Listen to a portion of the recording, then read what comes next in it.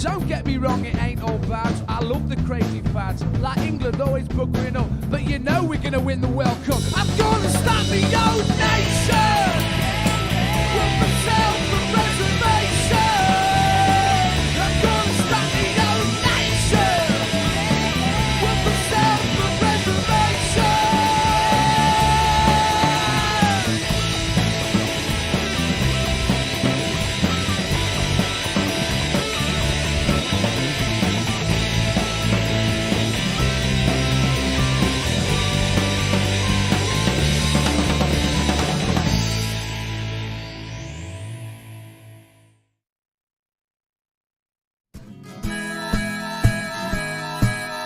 Keep the red flag flying here. And welcome to another edition of Political Unmuted. Which number is this, Paul? 85 it is. 85, and welcome to all the people beginning to sign in. Hiya, Neil. Hiya, Ruth. Hiya, Jacqueline. Hiya, James. Great to see you. Thank you for dropping into. And hello, who's that joining us, Laura? That's Luke, who should be in bed and fast asleep. Hello. Do you want to say hello to everybody? No, I think you should go to bed. We can't have Luke because it'll make more sense than we do. Great to see you, everybody. And sort of we've got some lovely topics to talk about today, and three great players of the game to enlighten you with their ideas.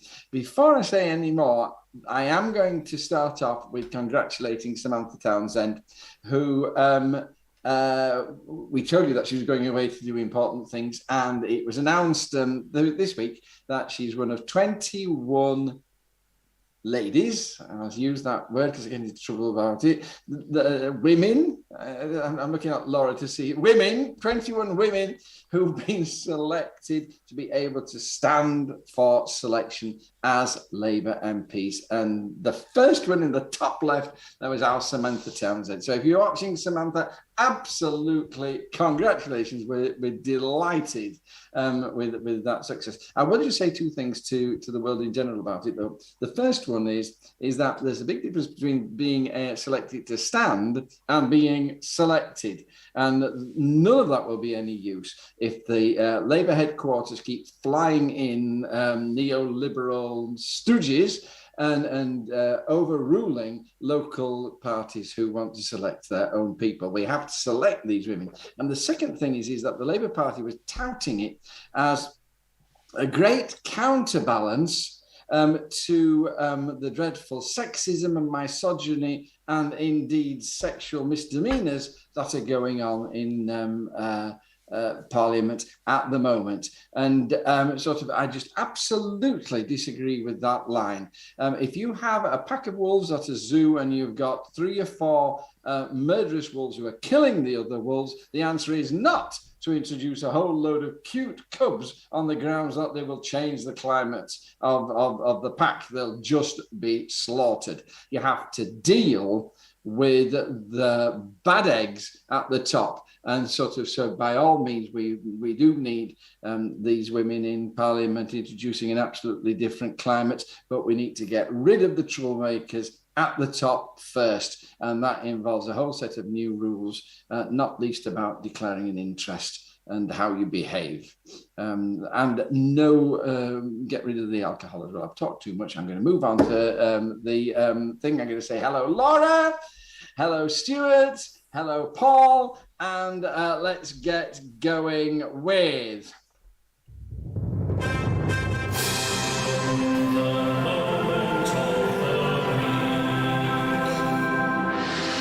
And it is Moment of the Week. And who am I going to go for first? First of all, it's Laura. It's just so good to see you back on the team. Hooray, hooray, hooray. You made my day. Thank you. What's your Moment of the Week, Laura?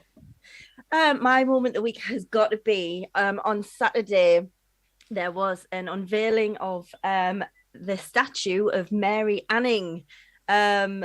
if you don't know who Mary Anning is, then that's kind of the point of having a statue. She was one of the first fossil hunters. She first found the first plesiosaur, the first ichthyosaur, and history has completely forgotten her. There's a film about her now, so people might know her through that. But this is the result of 5 years of hard work by a group of women who've been trying to get a statue dedicated to her, and it was finally unveiled, and it's absolutely beautiful. I'll be doing a show on the Social Ties with them soon. One of the members of the group was on the show last Saturday talking about it. We filmed it just before, so she didn't come from the unveiling and come and talk to me. But yeah, it's just really exciting, really nice to have something positive happening, more representation for women, more, you know, recognition for the things women have done, trying to stop the history books forgetting all about us. And I'm pleased Samantha's not here, actually, because I think she might have taken exception to her being called a fluffy cub going in at Parliament. She is here. She is here. She's just saying, Hi, Samantha, she's going to rip the throats out. Oh, what's that effect?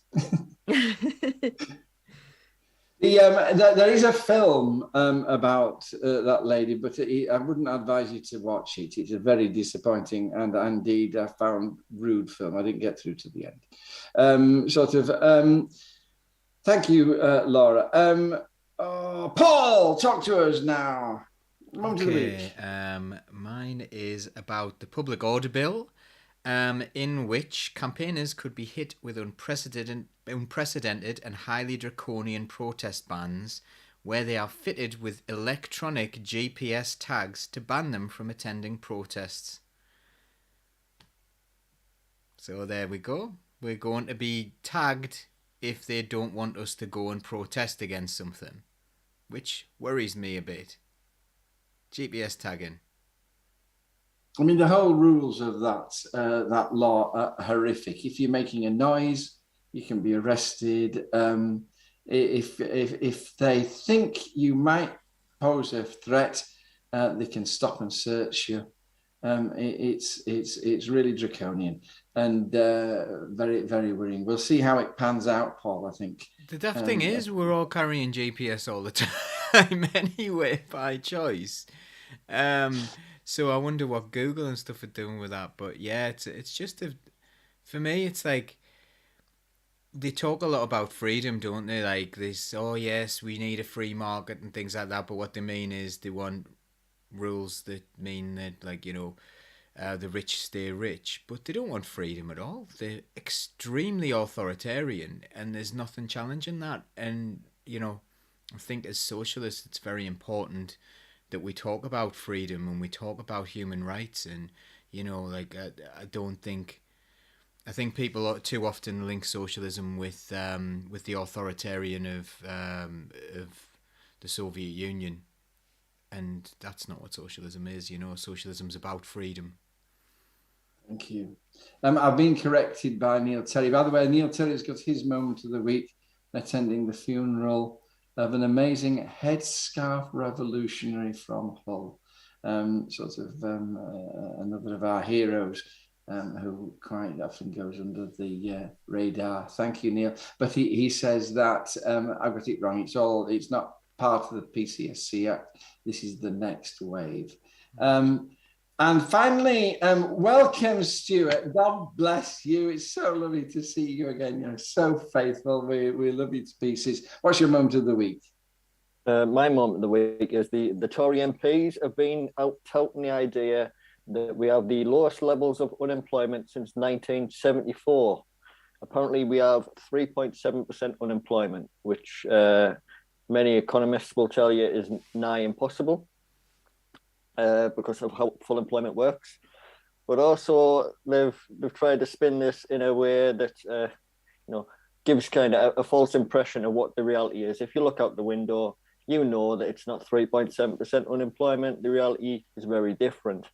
What it means is there's lots of people on 0-hour contracts, people who are on the payroll of several companies making up those numbers, and my MP, who's quite famous for saying things that aren't accurate, or how should I say, the most truthful way of saying things is suggesting the best way to tackle the global cost of living crisis is to get a job. At the same time, in the same post, they're saying that unemployment is at the lowest levels since 1974, as if there's a huge, number of jobs to go out and get. That's something that's completely incompatible with one another, and just shows how out of touch these MPs are. This man was meant to be an accountant in a previous life, so he should have some understanding of numbers, but he has no understanding of the real world. No, it's very worrying, isn't it? And it gives the impression of an economy which is booming, but in fact the economy is not booming. The economy is stuttering. And you're absolutely right. We've got an awful lot of people on very poorly paid jobs that they need 2 or 3 jobs to make ends meet. It's a false indicator, is that one. Thank you for raising it. Okay, and we move on. A minute late. Now it's time for the big story. And we segue seamlessly into the big story, which is the clamour facing Rishi Sunak to do something about the increasing cost of living. Paul, just start by please explain to us why are prices rising in the way that they are rising. There's a mixture of things making prices rise. There are obviously we've had a Brexit where they didn't do a very good job with making sure the trade continued, so that's been disruptive to the UK. We've had a coronavirus crisis where a lot of money was created out of nothing, and that's how money is created, but it depends where that money ends up, that's caused inflation as well. So if you put money into the economy, it can cause inflation. And also, we have capitalism, which is the real reason, which is, this constant drive for this constant need for excessive consumption, excessive profit, and this is where we are. And if you look at the statistics, billionaires have increased their wealth over the past year by 8%, including Rishi Sunak. He's not a billionaire. Him and his wife aren't billionaires. 730 million, I think, their fortune is. They've appeared on the rich list for the first time ever this week. So it's working for him. But they've increased their wealth by about 8%, the richest, and inflation's running about 8%. It tells me that the money they've created has gone there. If that had been spread evenly, then prices would have remained about what they would have remained similar to what we have. So we could have had a pay rise of 8% and all our costs go up 8%. And obviously you've got this massive energy crisis as well, where we have privatized energy firms pleading poverty, saying, "Oh, this is awful. We have to treble our profits every year. This is awful. We only made 4.3 billion profit. We now need to make 8 billion profit." We have this issue as well, which is causing massive problems for people because you can't do without energy in the modern world. Thank you, Paul. A number of people talking about the problems of this, Jane Strange, so out of touch, think you can afford to live off the wages from a gig economy job. Tiernan Burke, please forgive me if that's the wrong pronunciation of your first name. Get a job, but don't dare ask for a pay rise, or it's your fault for causing inflation. I mean, these people are backing up there, Paul, what you are saying about the nature of capitalism is actually to cause these problems and lay the burden upon the poorer people at the bottom. Absolutely, What yeah. What are the dangers, Paul, of massively increasing prices? I mean, does it really matter? Well, it matters when people can't buy things. So it's funny because it really matters for capitalism. Capitalism needs people to buy the products. But what we've got is we've got this very, like most people have described it, neoliberalism as sort of capitalism on steroids.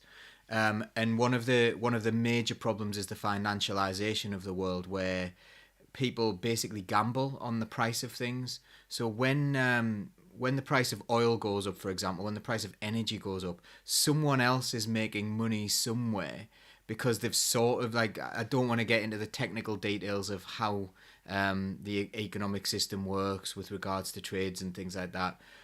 But basically, people are gambling on those things, and they're either betting against economies or betting for economies, betting on the prices going up, betting on the prices going down. And people are extracting a lot of money from there and becoming incredibly rich. And what we're getting is this massive discrepancy between the people who can afford to invest in this way and the people who can't. But the problem with normal capitalism, where you're buying and selling things and what have you, is that people need to be able to afford to do this. So if you need people to consume these things en masse, unless you're an energy firm, you're not really going to be making very much more profit if people can't afford to buy food even. Where they're going to buy the luxuries from, what they're going to do. And what about, like, the small businesses who are trying to sell something, like maybe the nice experiences for Christmas, the entertainment industry and what have you. People aren't going to be able to spend money on those things. So these are massive dangers, aside from the fact that people are going to starve to death, aside from the fact that people are going to freeze to death. These are awful things. I mean, sort of one of the things that struck me about this, reading the newspapers about it, is that it seems to be actually the real pressure on the government is coming from Tories, and sort of they're proposing things like cutting VAT on domestic fuel, restoring the £20 universal credit, increasing pensions, and even going so far as a windfall tax on profit. You would have thought that these were Labour Party things that they would be pushed, but in fact it's Tories that are pushing for it. I mean, can you explain why that is the case, Paul? And does it link to the fact that in fact capitalism is endangering itself by its own actions? I think it does link to that, and I think a lot of Tories don't really realise what they're doing. I don't think they realise by supporting, like, tax cuts for the rich and this intense profitisation of the world, I don't think they realise the damage they're doing. I think a lot of them probably do, all of them probably do want their local communities to do well and the people who vote for them to do well. And they're looking at it and they're going, they're seeing the reality of it. The problem is we've got a billionaire-owned media that have managed to move the centre ground in the public eye to the right of the Tory party. So the Tory party are coming up with these things that are infinitely sensible. The Tory backbenchers, they're looking at it and they're going, well, this can't continue. This is wrong. But they're still right-wing. They still have all the right-wing views. They still support right-wing economics. They still do all these things. But what's happened is the world has become such a bleak place that the mainstream, the centre ground, has moved to the right of the Tory party, because before without us even noticing, or without a lot of people noticing, we have got this capitalism on steroids that is utterly destroying everything that we stand for, everything that we care about, and even the Tories are to the left of where the world is at the moment.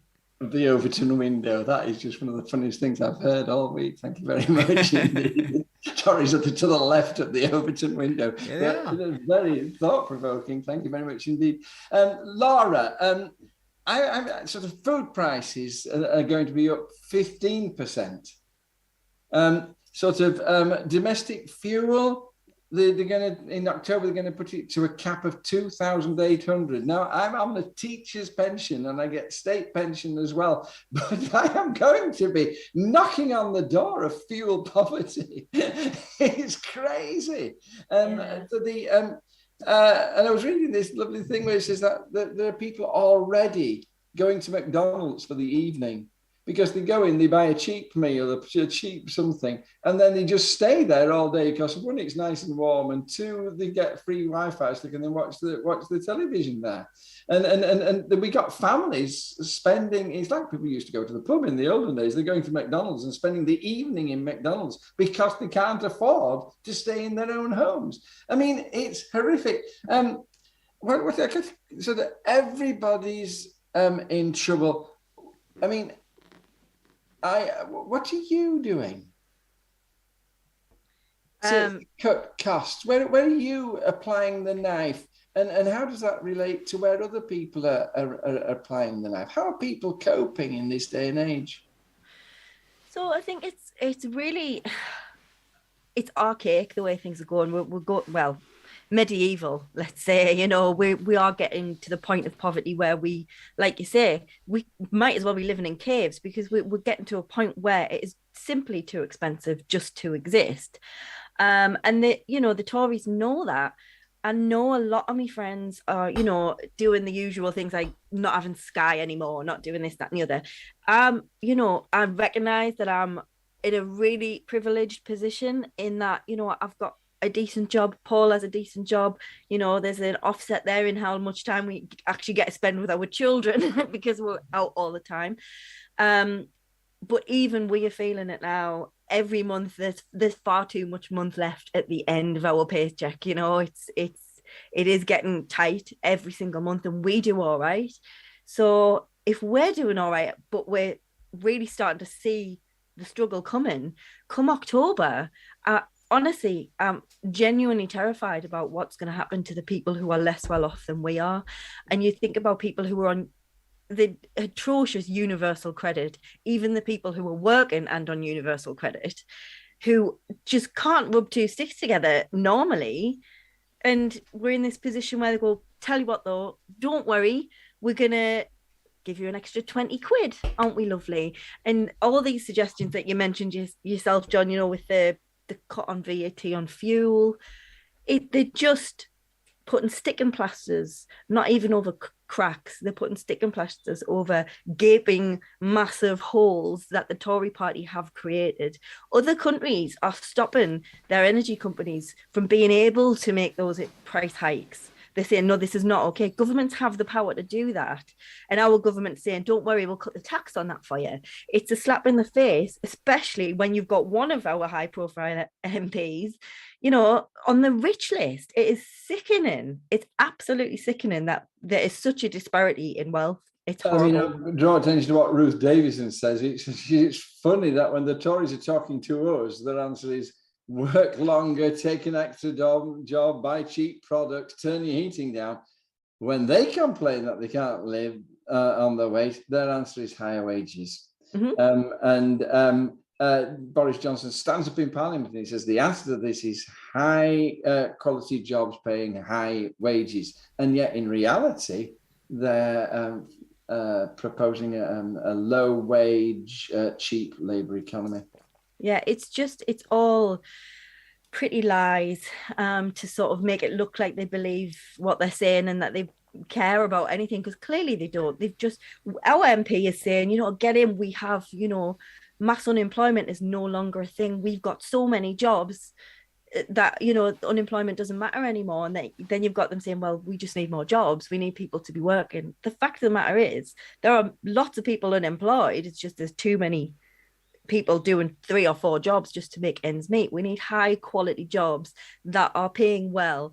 The jobs that, they voted to class as unskilled, that we all know now are the jobs that keep the country going. The key workers, the people who stack shelves. I'm going to interrupt you there, because when you said that, do you not think that in the modern world that is just impossible? We have a gig economy and we're stuck with it, aren't we? No, we're not stuck with that. That's where trade unions come in, and that's why employment laws have been eradicated decade after decade, and they're still playing the same tricks and they're still trying to do the same things, taking our rights away from us as trade unionists, because they know we will fight.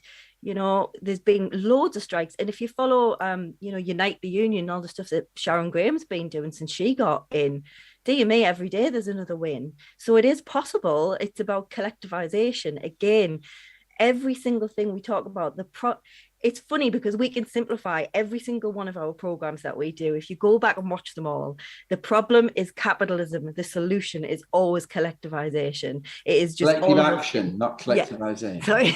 Oh, I'm sorry. Oh, it's good. But collectivization was when Stalin lined people up in the villages and shot them, basically.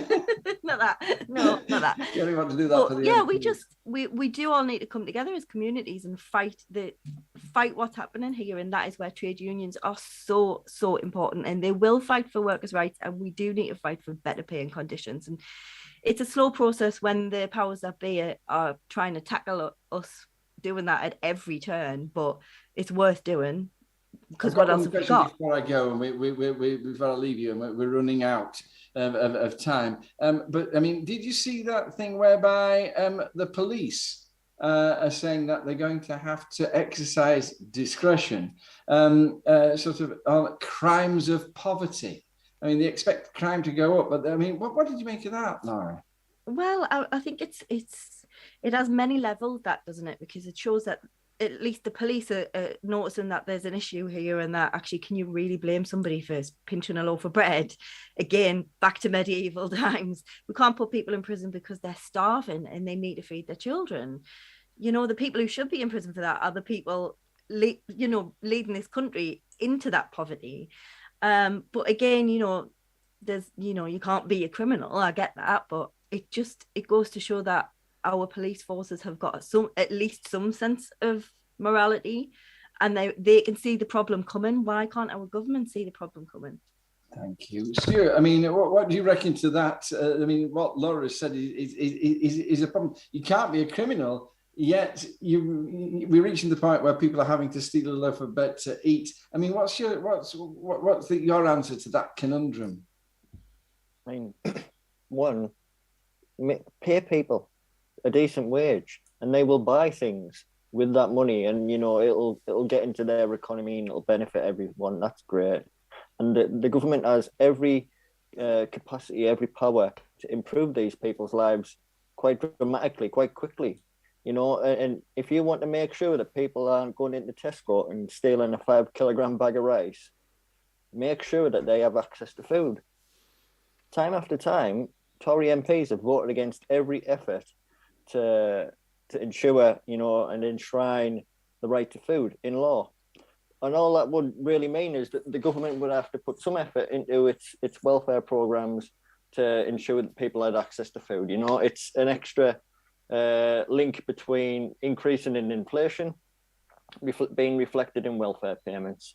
And it's something they can do quite quickly. We know they can do it really quickly because they've done it before through COVID. And all the Tory MPs, they're starting to, eat themselves a little. They've all got ears. They're all listening to their constituencies. Everyone's feeling this pressure. And I just need to remind people that these same Tory MPs, they voted for every tax increase.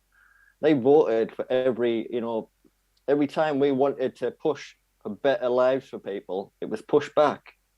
They're only interested now because they think that their job's on the line at a general election. We know hundreds of these MPs will go to a special briefing sometime next week where they'll be discussing what to do with the next general election. We need to make sure that you get people in to Westminster who are actually going to improve your life. And it's not rocket science, this thing. Just go in there with the direction and the willpower to deliver on that, and it can be done. It's just been held back. That's what the Tory party does. It holds everything back from you. We know that the resources are there. They've just denied them to us. I think it's the issue that the country is making quite enough to keep us all in a decent sense way of living, and it's just not allowing it to be distributed in a way which gives everybody a decent standard of living. Some lovely comments. Mia, you can't be a criminal, but why is letting people starve and sleep on the streets not classed as a crime? And it's the difference between criminality and morality, and just absolutely unacceptable. It's not criminal to be a millionaire chancellor, says Jane Strange. Implementing policies you know will mean people starve. Spending $500,000 of public funds to improve your public image. Absolutely outrageous. And Stuart, everybody agreeing with you. Stuart is spot on. Mia totally agrees, Stuart. They can always find the money for wars. Anthony Riley, rents are up about 50% of minimum wage, council tax have risen, energy bills ridiculously high. Government have the say to cap rents and support councils. And why is it so difficult for them to act? I think what we've uncovered as well is is an answer to Paul's question. Why is it the Tories? Stuart says it isn't people, didn't it? It's because they're worried about being elected. And I think maybe we need to pressurise them. If you were the Chancellor, Stuart, what would be your first action? He's being pressurised what to do. He's going to have to do something or he'll lose his job. What do you think he's going to do? It would be two things at the same time. What I would want is universal credit lifting to a point where you're not, in poverty pay. 65% of everyone on universal credit is working. That's a working family, and they're working day to day to earn their poverty. That needs to come to an end. And the way to do that is to make sure that you've got a decent 15 quid minimum wage. Thank you, Stuart. You've said some brilliant things, all three of you. Thank you so very much indeed. What a discussion.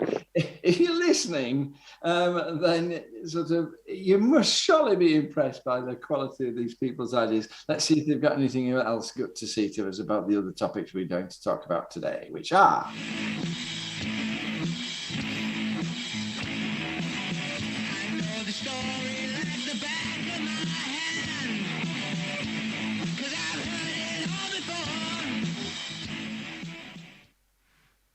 Some lovely comments still coming in. Thank you ever so much for your comments. But we're going to move on now. The second thing that you asked us to talk about was the abuser working for MI5. Laura, start off by I'm going to ask you some more questions about this, but just start off by telling us what this is all about. Well, the abuser working for MI5, what on earth is all that about? Yeah, so this has come to light. There's been sort of a BBC investigation, if you will. There was a short programme on it that I watched on iPlayer recently. Essentially, a woman from the UK had been on holiday, met a man from abroad. They came back home, moved in together. Everything was hunky-dory, lovely. Waited for the happy ever after. That didn't come. The man turned out to be really, really violent and abusive, mentally and physically abusive. And she was really fearful of her life. She felt like she couldn't report this to the police because the man had told her that he worked for the Secret Service and the police wouldn't believe her and that he could quite easily have her killed. So this went on for, some time. And she was absolutely terrified. And she hasn't been named. We don't know who this woman was for obvious reasons. I'm sure you'll agree. The MI5 does authorize its agents to commit criminal acts as part of its undercover work, but not domestic abuse, not in private, not in homes where you're supposed to be living. It's okay if you're in a life or death situation, or you might be able to get some life saving intel from your investigation. The story though does have it does sort of go deeper than that. This man has been proven to be a danger not only to women but to children as well. This is the claim of the woman he's with. He's on many occasions said that he would be fine to see a child being raped. He thinks that there's nothing wrong with that. And he'd be interested to see that he just loves violence, that he just thinks about killing people all the time and he can't stop thinking about it. And she's absolutely terrified. She did eventually go to the police after a particularly brutal incident. When the police came to arrest him, They didn't take a full statement from her, and they didn't take any evidence. And subsequently, that investigation was dropped. And he went back home and continued to abuse her and continued to brutalize her. Also, she had a daughter as well, and he was threatening her, if you tell people, I'll kill her or I'll hurt her. So it was really upsetting, really terrifying, until I think he put her in the hospital and then disappeared off the face of the earth. No one could find him. And then it came to light that the police, there was a few sort of worrying things on his computer, not least the stuff I've already mentioned about wanting to kill people. And the police are actually investigating him on counter-terrorism charges. But the police have handed over their evidence now to MI5, who have ceased investigating him for these things and won't continue to investigate him. They know where he is, they know who he is, but they're not releasing any information about who he is because the government and MI5 have sort of said they have an obligation to protect this man because of the information he has and the information he's gleaned for the MI5. So it is very much what's more important, like national security. Of course, national security is important, but at what cost?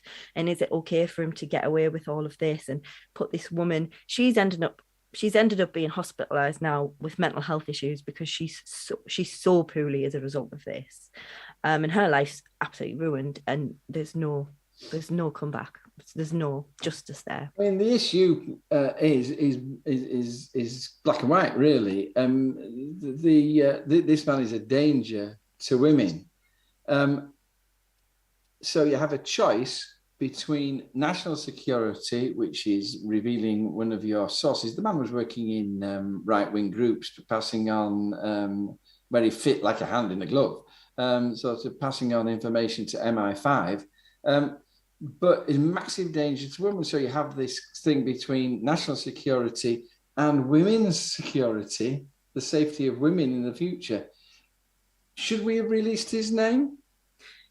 I don't know if we should have released his name so much as not put him in that position in the first place and not put her in that position in the first place. Once again, proven that we are very happy to throw women under the bus and let women's rights and women's protections be cast aside for what is seen at that point to be the greater good.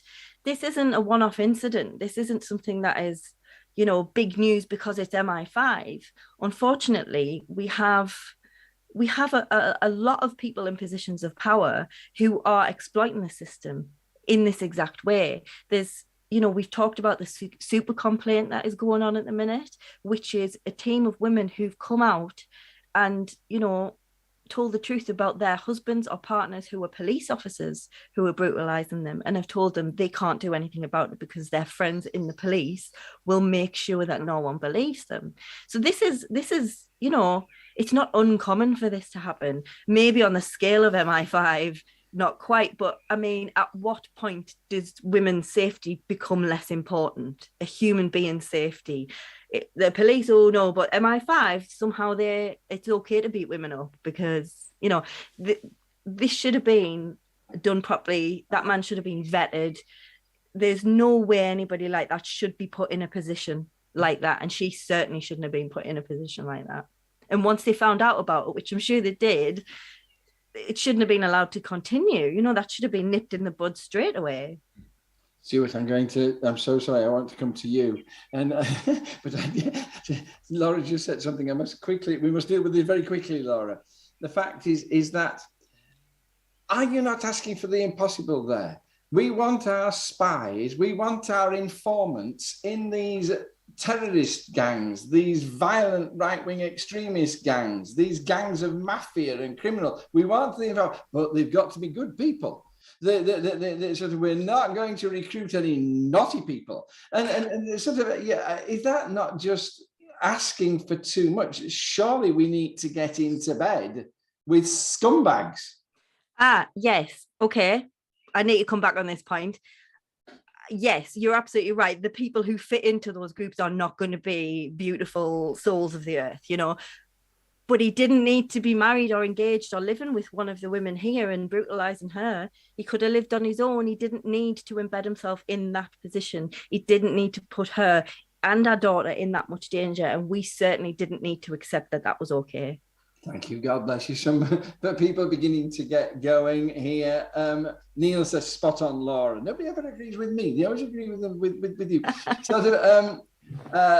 Jane Strange has heard many terrifying stories of people abusing power, which I think is the key here.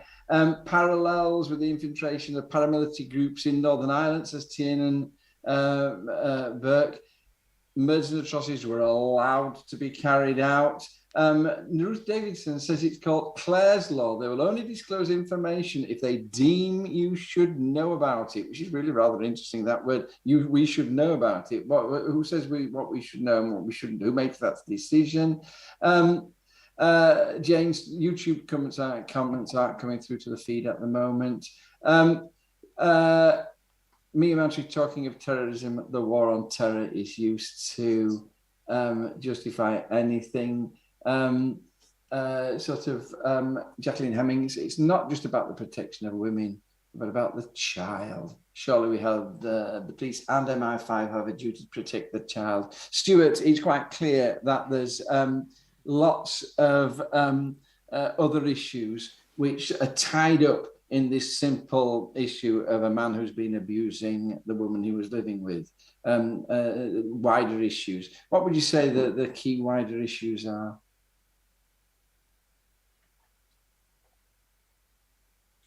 I was on mute there for a second, but it ties into every aspect of, our life and our trust in the authorities in Britain. I mean, certainly people have lost trust in the government because we have a crime minister, don't we? The prime suspect.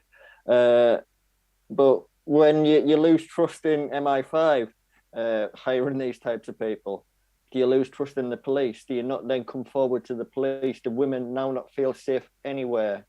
The children not feel safe anywhere by allowing this to, exist, and for people to believe that it's, it's completely independent of everything is a fallacy. The reality is it touches it on every aspect of safety and security and, responsible government across the board. Because, people think about spies as this kind of, sexy James Bond thing. But even James Bond, he pretends, doesn't he? He goes in. They didn't just hire a murderer, and to go murder people. That's not the right way to do it. You're supposed to find people who fit in, and they're supposed to pretend to be like these people. We're not just supposed to be putting a pay slip into these people's, wallet. We're not meant to be just creating jobs for criminals. That's the wrong way to be doing this, because that touches across the board. Are we just creating jobs for criminal police? Are we just creating jobs for criminal civil servants? The whole idea of society is shattered when this is allowed to go on. Thank you, Paul. Do you agree with what Stuart is saying, that we need to place people? We can't just get into bed with scumbags. What strikes me is that we have to spy, particularly if we're going to avoid war. Information is the key thing nowadays in winning the war against terror, winning the war against extremism. Do you agree with Stuart there that we must do this in a decent and honest way? I don't know, maybe I'm naive, but I always think, there's this assumption that we're the good guys by people in our country. If we're the good guys, then surely these people should have standards, they should have professionalism, they should have respect for the people of our country, if that's what they're trying to do. So I don't think it's too much for us to ask at all that these people should be, decent human beings. They should treat people with respect. I don't think that's too much to ask at all. If we are the good guys, but are we the good guys? If you look at like a lot of the history and a lot of the things that have gone on, I'll actually like you to direct people as well. There's an absolutely brilliant Milk the Cow podcast on spy cops, where the cops go undercover and there's experts talking about how they do it and how they infiltrate it, and the people they target as well. And they disproportionately target left-wing groups, and you know what left-wing groups are like. They're just a bunch of softies mostly. They're a bunch of... They are. Like I look around at a protest, and I look around and I think, oh God, I'm really soft and I'm the hardest one here.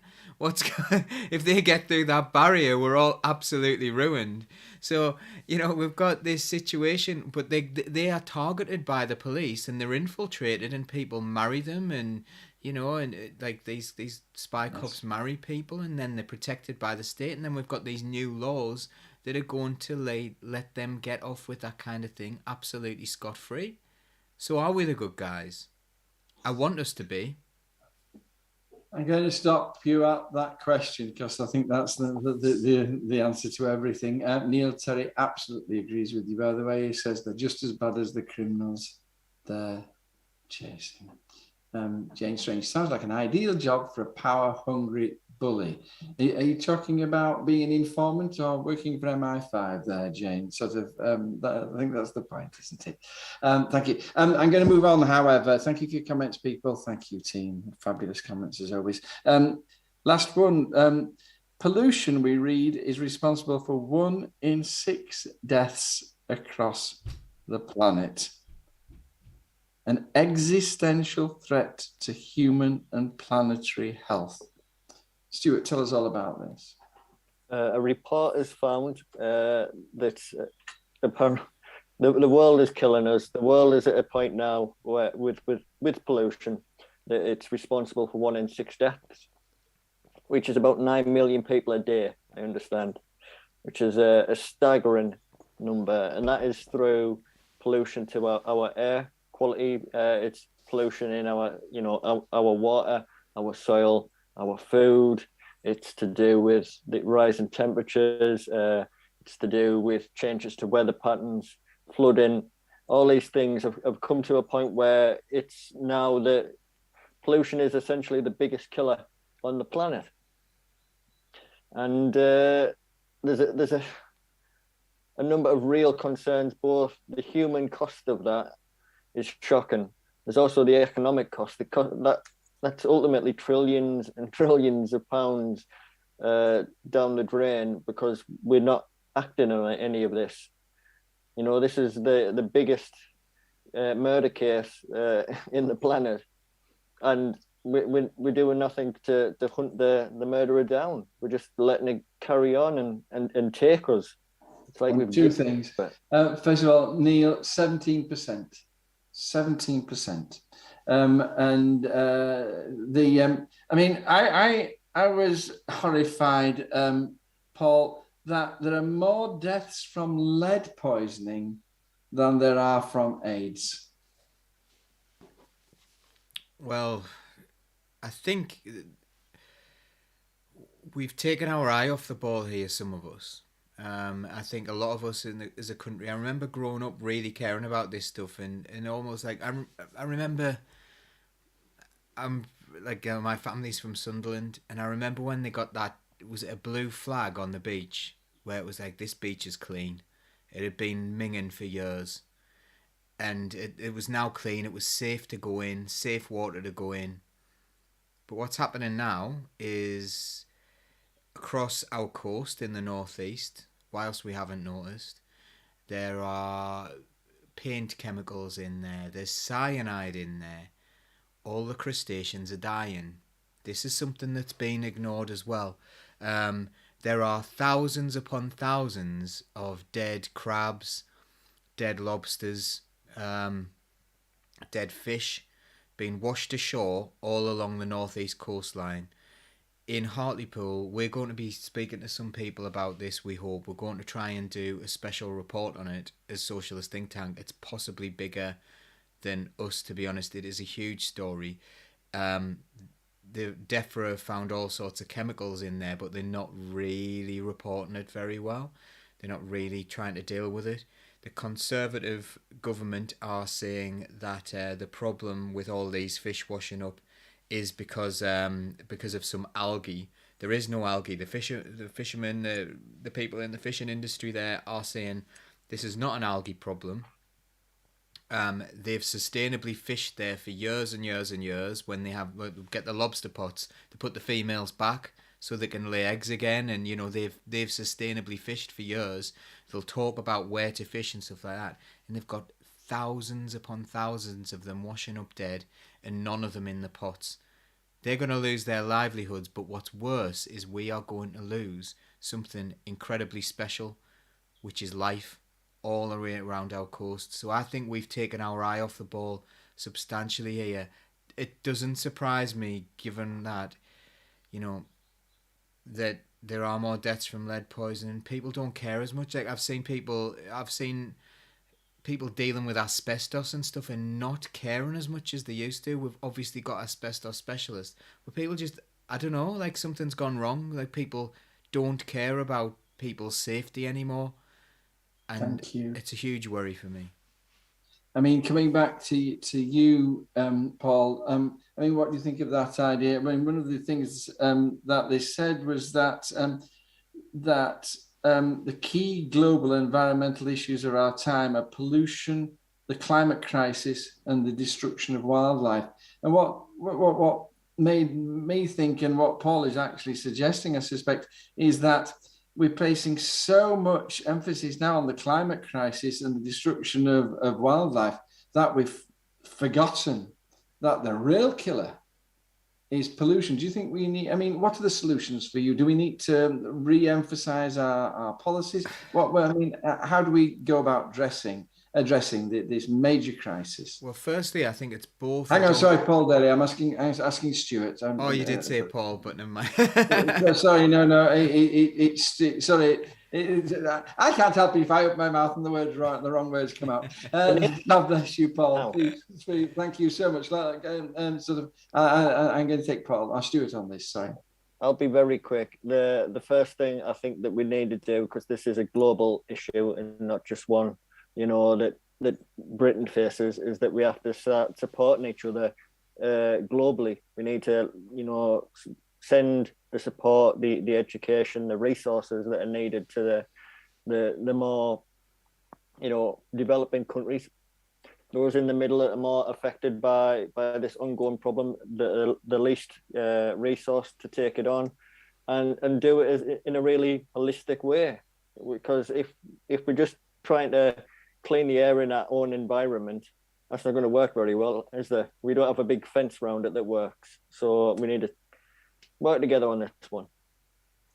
Paul, now going to ask you the same question. I mean, what do you see as the solutions? Well, the climate crisis and this is, I think, they're linked. They're linked because people just don't care about our resources. So money is infinite because you can always invent more. Our actual resources, our work, our natural resources, our planet, that's finite. And I think this is what we need to get around. Capitalism is completely incompatible with the idea that we need to sustain what's going on. What is going on at the moment is we've got this, as I said, and this links right back to the beginning. Capitalism, the way it is at the moment, is driving the world into an unsustainable situation where it'll probably just get rid of the people. It'll get rid of a lot of other species as well who'll be innocent victims in all this. But at the end of the day, we're going to make our planet unlivable for us. We're going to continue to kill ourselves by polluting our water supplies. Look at when the Tories allowed raw sewage to be pumped into the sea, things like that. There is an absolute lack of care for our environment, for the way we live. Everyone's washing their hands of it, and everyone has to be on this, particularly our leaders. But they're not. They're far from it. Thank you so much to listeners who share their ideas. It's just so smashing that you do it. Neil Terry telling us that protests about the Freeport, and he links the deaths of the crustaceans to dredging for the Freeport there. Which is very interesting. Can I just quickly come in on that? It is linked to that. So apparently they've stirred up because they need to dredge for the free ports, they've stirred up all these chemicals, like say in Teesside, that have been there for years in the riverbed, where they just irresponsibly dumped things, and it's caused all sorts of problems. Yeah, but sort of, absolutely. Jacqueline Hemmings wonders whether people are as educated. I'm sure that Paul is right and that they're not. However, when you were chewing your pencil, we don't have lead in our pencils, we have graphite in our pencils. So you weren't doing yourself all that harm at all. You're not going to get lead poisoning from your pencils. Anthony Riley, we will be making ourselves and most life on this wonderful world extinct. And money and wealth cannot trump this fact. Money and wealth are causing that fact, Anthony Riley. It's totally unfair that people in the global south are bearing the brunt of this. Well, we've been the least responsible. I think, yes, and that comes back to what Stuart was saying about the fact that we need to do something about it. Laura, last question to you. And we were laughing before we started about the fact that both of us, our eye have been taken by an article in the BBC about climate doomism and environmental doomism, and about the fact that particularly young people are just basically saying it's hopeless. There's no point at all in doing anything. We're all going to die. And there's a whole load of people apparently trying to change their minds, and rather unsuccessfully. More than half the people think it's pointless. Laura, tell us about climate doomism and tell us what we need to do about that. Or are they right? Maybe you think that we are all going to die. Yeah, so yeah, it was funny to read, and there's a serious side to it as well. I think the way the BBC have sort of framed that, it's almost mocking the people who are desperately sad about the fact that we've killed our planet, and this is it. We've reached that level now where there's no going back. And there is definitely an argument for that. If you follow the people who are far more educated on this than me, the people who've been, doing the activism and doing the research for many, many years, say that we've reached a percentage of temperature that is going to result in all of our deaths, and certainly the deaths of all of the wildlife, all of the sea life. There's just no getting past that. But the fact that it's called them climate doomers, and it was funny, but it also felt a bit, that's not fair. They're just worried. I think the issue with that, whether it's true or not, is that if people are led to believe that it's too late, then it's just going to either give people an excuse to carry on behaving the way they already are, because I might as well just do what I'm doing because it's too late anyway. And alongside that, it'll stop people getting active. It'll stop people trying to change the way they do things. It'll stop people trying to fight the big capitalist system that is responsible for all of this. It's not exactly, we don't exactly have a hospitable environment anyway for the people in the global south who are going to have to rush here when we burn them all out with our money raise. We're not going to welcome people, so we essentially are responsible for that, and we need to be the ones who are fighting our government, telling them you need to let people in. You're the one who are killing their homes. The drought and just the heat that is going to come from this will not start with us. And of course, our leaders will be fine because they can afford their air-conditioned buildings, and they can afford to, get in a rocket ship to the moon if they can't live on Earth anymore. But the rest of us have to live this, and we need to just keep fighting it. And we need to, me included, need to do the research, need to find out what's going on, need to be aware that, yeah, things are really bad because nobody's taking it seriously enough. And if you watch, Don't Look Up, everyone's like, yeah, it's just a Hollywood film, but actually it is so true. It is so true to what is actually happening. And you've got these activists who are desperately trying to get people to listen, but the powers that be are trying to keep it all quiet because they don't want to change the status quo. So yes, there might be doomism out there. There might be people who are saying, that's it, we're done, we're all going to die.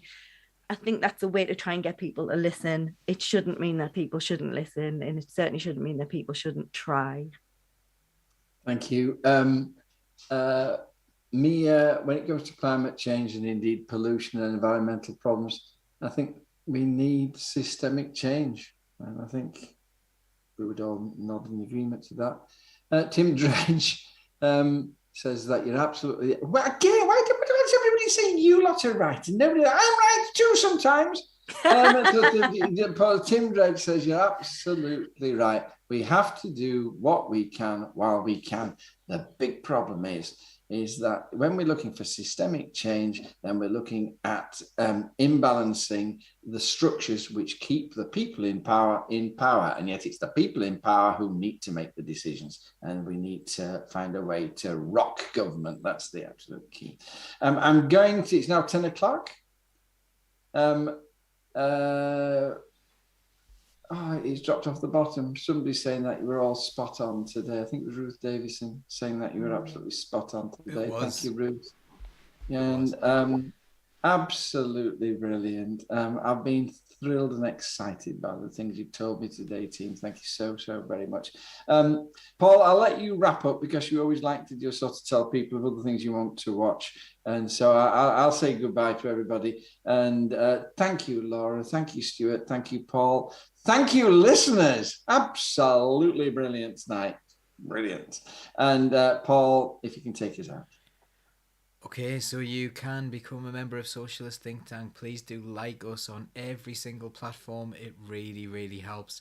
You can donate to us if you like. We don't expect it, but it is really useful for us to do what we're trying to do and try to grow the channel and try to grow everything that we want to. If there's anything you want us to do, please do get in touch. You can email us. Contact is on the website at socialistthinktank.com. And I hope everyone is not too depressed about everything that we talked about tonight. And let's try and do something about it. Is that a bye then? That's a bye. Take care, everyone. Bye. Solidarity.